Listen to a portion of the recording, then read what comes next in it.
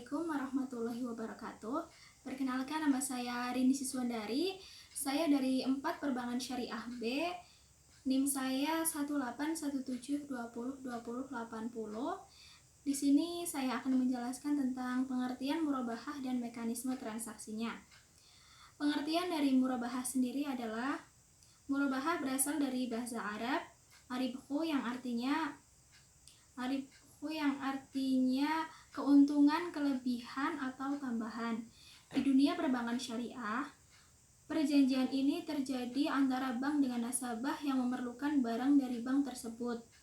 Pada dasarnya, murabahah adalah transaksi penjualan. Yang membedakan akad ini dengan praktik penjualan konvensional adalah informasi yang diberikan kepada pembeli. Menurut pendapat Utsmani, murabahah adalah bentuk jual beli yang menuntut penjual untuk memberi informasi kepada calon pembeli tentang harga dan biaya di baliknya. Selain harga jual, calon pembeli juga berhak tahu tentang nilai pokok barang serta jumlah keuntungan yang diambil penjual. Murabahah termasuk bai'ul amanah. Akad murabahah termasuk dalam kategori jual beli amanah atau dalam bahasa Arab disebut bai'ul amanah. Arti dari bai'ul amanah sendiri adalah jual beli di mana penjual dipercaya untuk menyebutkan harga belinya atau harga modal dengan jujur. Bai'ul amanah terdiri dari 3 jenis, yaitu bai'ul murabahah, bai'ul tauliyah, dan bai'ul wadi'ah. Bai'ul murabahah yaitu penjual dipercaya untuk menyebutkan modal atas barang yang ia jual termasuk keuntungan yang hendak ia peroleh. Misalnya, saya menjual kue, lalu saya menjual kue tersebut kepada teman saya. Ketika akan menjual kue tersebut, saya menyebutkan modal saya ketika membuat kue beserta keuntungan yang saya dapatkan dari menjual kue tersebut.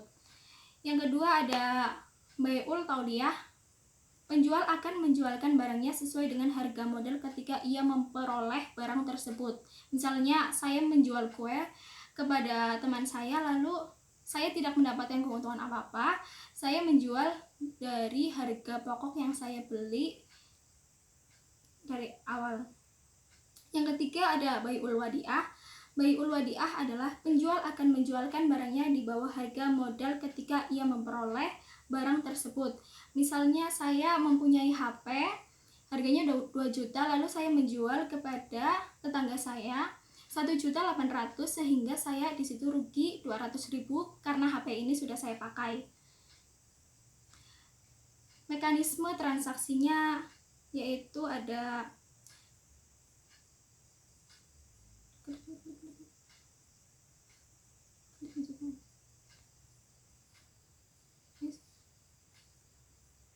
misalnya, Afif adalah seorang pengusaha yang membutuhkan pembiayaan untuk membeli sebuah laptop seharga 10 juta. Afif datang ke bank syariah, kemudian menjelaskan akan kebutuhannya memiliki sebuah laptop seharga 10 juta. Ia juga menyebutkan spesifikasi laptop yang ia butuhkan.